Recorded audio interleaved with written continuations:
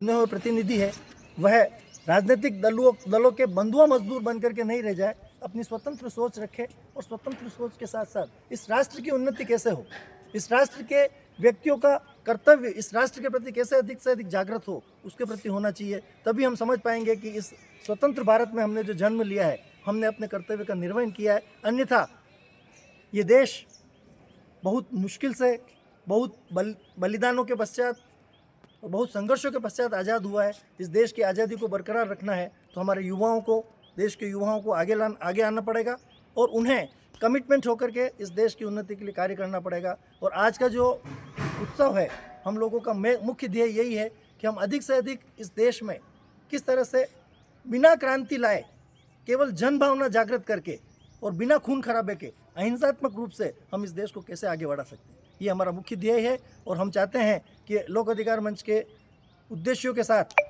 जितने युवा इस संगठन के साथ, जितनी महिलाएं, जितने पुरुष इस संगठन के उद्देश्यों के साथ जुड़ सकते हैं, इस संगठन को आगे बढ़ा सकते हैं, इस संगठन के उद्देश्यों को आगे बढ़ा सकते हैं, वो महत्वपूर्ण है। और अंत में मैं ये बात कहना चाहूँगा, हमारा लोक अधिकार मंच जो NGO है वह स्वैच्छिक है। हमारे यहाँ पर जितने भी कार्यकर्ता हैं वो अपने पॉकेट से खर्च करके इस प्रकार के सारे कार्यक्रम करते हैं और हमारा उद्देश्य गैर राजनीतिक है। हम किसी राजनीतिक दल के उद्देश्यों के साथ, राजनीतिक दल की विचारधारा के साथ जुड़े हुए नहीं। हमारा एक ही ध्येय है कि हम इस देश को कैसे आगे बढ़ा सकते हैं, इस देश की उन्नति कैसे कर सकते हैं। तो हमारा जो मुख्य ध्येय है, उस ध्येय में हम निरंतर आगे बढ़ रहे हैं। और आज बहुत सारे राज्यों में लोक अधिकार मंच की शाखाओं का विस्तार हो चुका है। राजसमंद जिले में, पूरे जिले में लोक अधिकार मंच कार्य कर रहा है।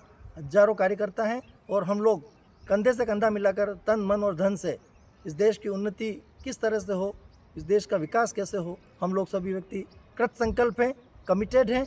जय भारत, जय हिंद। एक बड़ा मुद्दा राजसमंद में, जो आप भी जानते हैं कि खनन वाला मुद्दा, और दूसरा है पर्यावरण को बचाना। ये दो बड़े मुद्दे आपको नहीं लगा चुनौती है? हाँ, निश्चित रूप से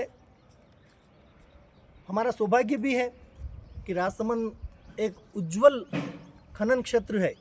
यहाँ पर बहुत सारे खनिज पदार्थ निकलते हैं, मार्बल है, ग्रेनाइट है और दूसरे जो पदार्थ हैं वो निकलते हैं। निश्चित रूप से देश की उन्नति के लिए खनन कार्य जरूरी है, परंतु इस देश में वातावरण को सुरक्षित रखना, पर्यावरण को सुरक्षित रखना, यहाँ के व्यक्तियों के स्वास्थ्य की सुरक्षा करना बहुत महत्वपूर्ण है।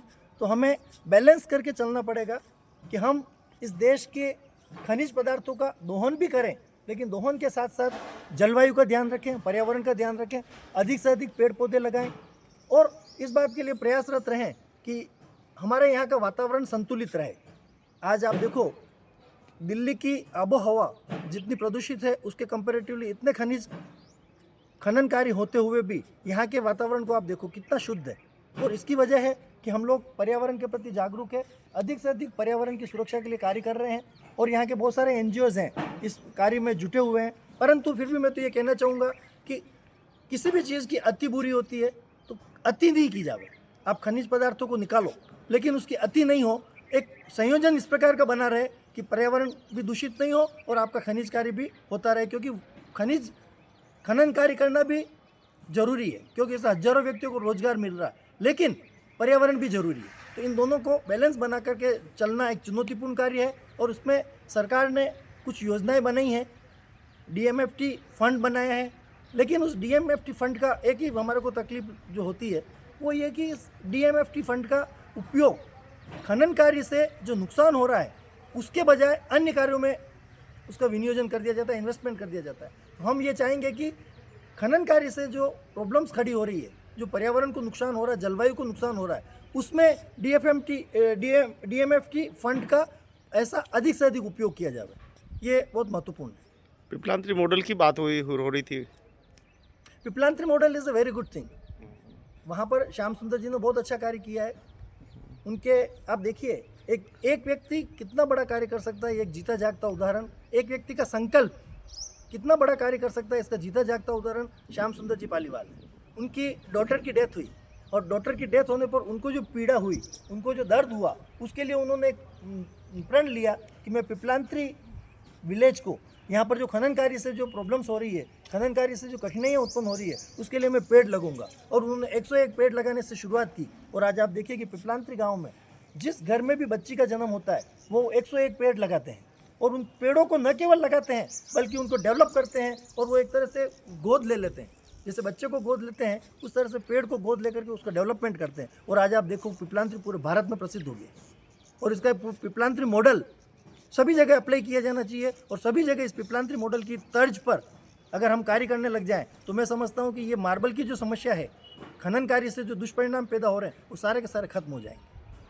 आज की 2 दिन की ये सेमिनार क्या आपको लग रहा है कि एक अच्छे मुकाम तक हम पहुंचेंगे? बिल्कुल निश्चित रूप से भाई भरत जी कुमावत ने बीड़ा उठाया।